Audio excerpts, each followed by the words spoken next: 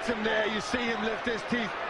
And Holyfield in agony at that point, trying to rip free. In an awful lot of pain. Well, this is getting like a street. The doctor's slap snaps through the room. And just like that, you're here. Brooklyn, 1966. Life doesn't wait to welcome you gently. Nope. It smacks you with reality right from the start. You're born into chaos, where every day feels like a fight for survival. Your dad's gone, and your mom? She's trying, but life hasn't been kind to her either. You're not the loud kid on the block. Nah, you're quiet. Too quiet. The kind of quiet that makes you a target. Other kids? They see it as an invitation. They push, they tease, they steal. For a while you take it because, well, what choice do you have?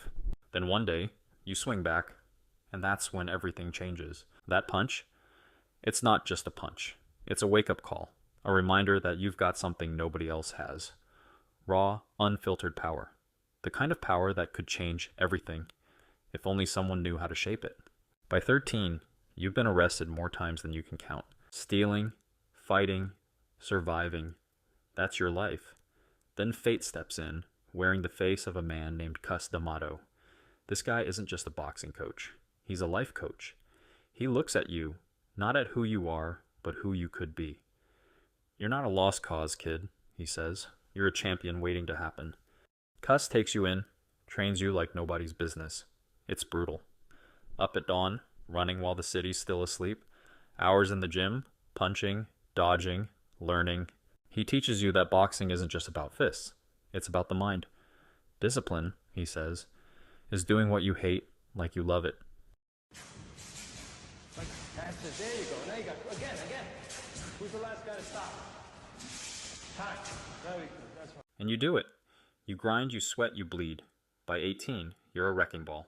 By 20, you're the youngest heavyweight champion the world has ever seen.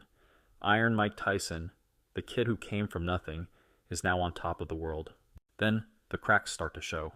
A loss here, a scandal there. Prison, public meltdowns, and yeah, that infamous ear-biting incident.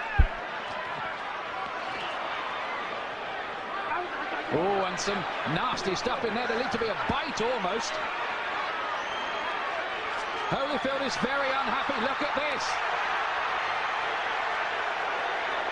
It looked as if Tyson bared his teeth at one stage in the exchange. Yes, Bit his ear. He bit his ear. That's what Holyfield was in a lot of pain from that.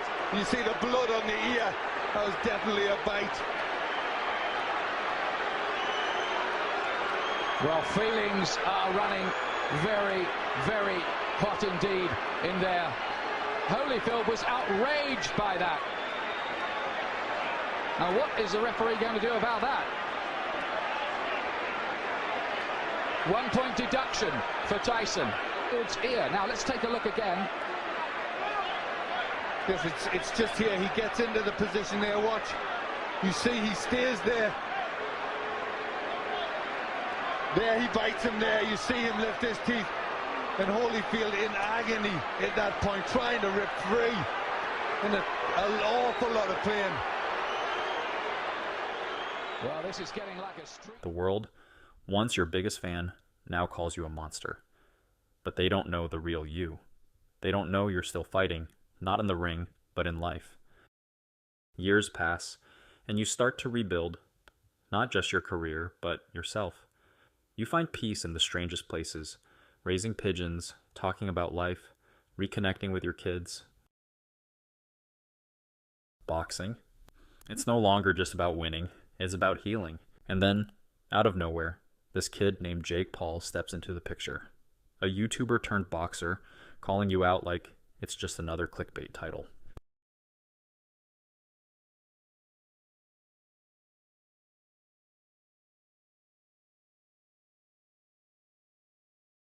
Mike Tyson? He's old news, he says, smirking into the camera. The internet loses its mind. Half the world laughs, the other half is dead serious.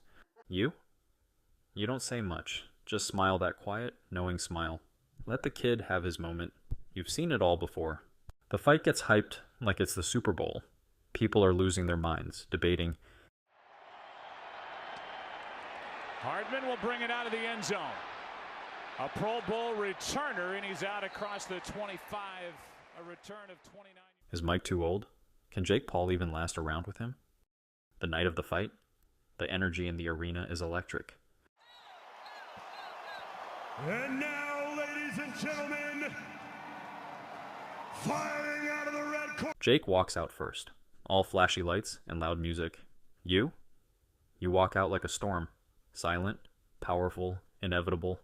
No entourage, no gimmicks. Just you and the ring. Here is Jake Paul!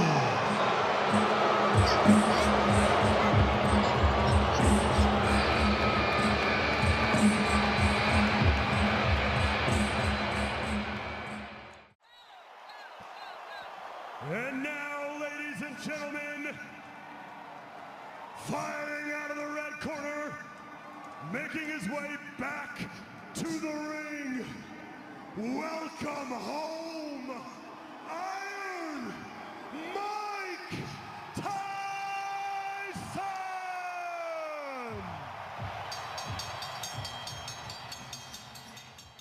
The first round starts, and Jake realizes this isn't a game. Your punches are precise, your moves calculated. Every jab is a lesson, every hook a reminder of who you are. By the third round, Jake's sweating bullets. By the fourth, you land a clean uppercut that sends him to the canvas. He gets up, though, grinning through the blood. And when the final bell rings, you shake his hand. Respect, he says. And for the first time in a long time, you feel it too. Tyson requested the 2-minute rounds, wanting to see more action. Here, hand right, testing the... The crowd's roaring, the cameras are flashing, and you're standing there, not just as a fighter, but as a symbol of resilience. This wasn't just about a win. It was about the journey, the highs, the lows, the comebacks. As the crowd settles, you look into the camera, straight into the hearts of everyone watching, and ask, "What's your fight? The one thing holding you back? Maybe it's time to step into your own ring